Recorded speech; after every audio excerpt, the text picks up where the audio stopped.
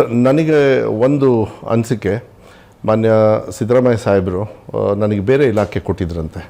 ಅದು ನಂಗೆ ಗೊತ್ತಿದೆ, ನಾನು ಹೇಳೋದಕ್ಕೆ ಹೋಗೋದಿಲ್ಲ.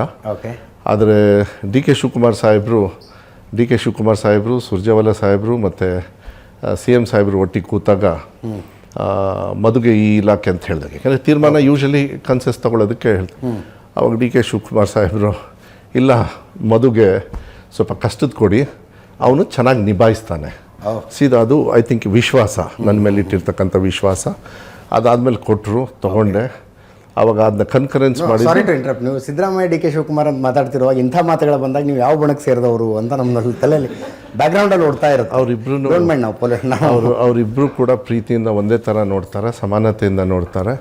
ನನ್ನನ್ನು ಕಾಂಗ್ರೆಸ್ ಪಕ್ಷದ ಒಬ್ಬ ನಿಷ್ಠಾವಂತ ಕಾರ್ಯಕರ್ತರಾಗಿ ನಾನು ಕೂಡ ಕಾಂಗ್ರೆಸ್ಸಿಗೆ ಗೌರವವನ್ನು ಕೊಡಲಿಕ್ಕೆ, ಕಾಂಗ್ರೆಸ್ ಆ ಶೆಲ್ಟರಲ್ಲಿ ನಾವೆಲ್ಲ, ನನಗೆ ಸೀನಿಯರ್ ಆಗಿ ಸಿದ್ದರಾಮಯ್ಯ ಸಾಹೇಬರು, ಡಿ ಕೆ ಶಿವಕುಮಾರ್ ಅವರೆಲ್ಲ ಇದ್ದಾರೆ. ನಾನು ಐ ವಾಂಟ್ ಟು ಫಿನಿಶ್. ಅಲ್ಲ, ಡಿ ಕೆ ಶಿವಕುಮಾರ್ ಇದು ಕಷ್ಟದ ಕೊಡಿ ಅವನಿಗೆ. CM ಸಿದ್ದರಾಮಯ್ಯ ಅವರು ಇಲ್ಲ ಬೇಡ, ಫಸ್ಟ್ ಟೈಮ್ ನಾನು ಫಸ್ಟ್ ಟೈಮ್ ಮಿನಿಸ್ಟರ್, ಭಾಳ ಕಷ್ಟ ಆಗುತ್ತೆ, ಭಾಳ ದೊಡ್ಡ ಇಲಾಖೆ. 38% ಆಫ್ ಗೌರ್ಮೆಂಟ್ ಸ್ಟಾಫ್ ಇದಾರಲ್ಲ, size of the government is ಅಲ್ಲ ಟೀಚರ್ಸ್ ಎಲ್ಲ ಸೇರಿ 38% ನೌಕರರು ಎಲ್ಲಿದ್ದಾರೆ ಅಂದರೆ ಇಲ್ಲಿದ್ದಾರೆ. 38% ಎಲ್ಲ ಇಲಾಖೆಗೂ ಸೇರಿಸಿದರೆ 100ರಲ್ಲಿ ಸಮಸ್ಯೆಗಳಿರೋದು 38 ಅಲ್ಲ 58 ಇದ್ದಾವೆ. ಆದರೆ ಅದನ್ನು ಸುರ್ಜೇವಾಲ ಅವರು ಇಲ್ಲ, ಐ ಕನ್ಕರ್, ಇಲ್ಲ ಅವನಿಗೆ ಕಷ್ಟದ ಕೊಡಿ, ಅವ್ನು ಚೆನ್ನಾಗಿ ನಿಭಾಯಿಸ್ತಾನೆ ಅಂತ.